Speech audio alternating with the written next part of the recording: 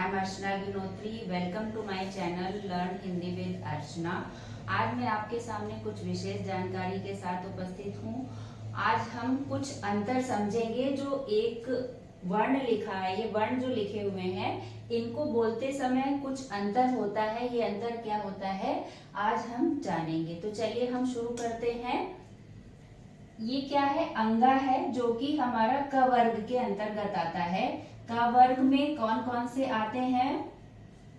वर्ण क,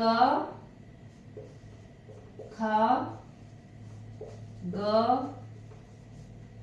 घ और अंगा। ठीक है, तो ये हमारा जो वर्ण है, अंगा है, ये पांचवा वर्ण है क वर्ग का। तो इसमें जो ये बिंदु लगा है, इसे हम बोलते हैं पंचमाक्षर बिंदु। ठीक है, और ये एक अनुनासिक वर्ण है। और इसका उच्चारण करते समय जब हम उच्चारित करते हैं तो नाक और मुंह दोनों का प्रयोग करते हैं। इसीलिए इसे नासिक भी बोलते हैं और अनुनासिक भी बोलते हैं, यानी कि दोनों ही चीजों का प्रयोग इसको उच्चारित करते समय होता है। ठीक है, तो ये कुछ बिंदु है। वैसे तो सेम ही आपको लग रहा है, ये वर्ण एक ही जैसे लिखे हुए हैं, लेकिन बिंदु के कारण इसका जो उच्चारण है वो बदल जाता है। और ये क्या है? ड है, ट वर्ग का है। ये टा वर्ग आपका होता है। टा वर्ग में ये आपका आता है ट, ठ, ड, ढ, रा। तो ये तीसरा जो नंबर है वहां पर ये आया हुआ है। और ये स्पर्श व्यंजन में आता है। हिंदी वर्णमाला में 25 स्पर्श व्यंजन है, जिसमें ये ट वर्ग के अंतर्गत आता है। और ये इसका नंबर क्या है? तीसरा है। ठीक है, तो ये ड उच्चारित किया जाता है। जैसे ड से डर, डरपोक। बहुत से शब्द हो सकते हैं। डर बन सकता है, डरपोक हो सकता है।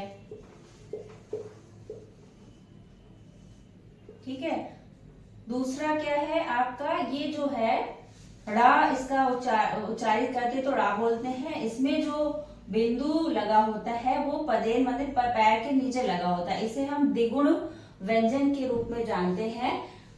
रा और हा ये दो होते हैं, परंतु यहाँ पर एक है, तो ये द्विगुण व्यंजन बोला जाता है। जब हम किसी भी वर्ण में ये कब लगता है? स्वर से पहले लगता है। कोई भी वर्ण होगा, ये स्वर से पहले हम इसको लगाते हैं।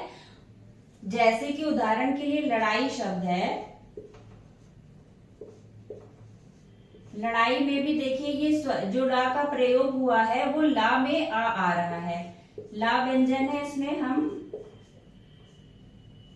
लड़ाई में देखिए आ शामिल है। तो ये इसका हमने प्रयोग कब किया है?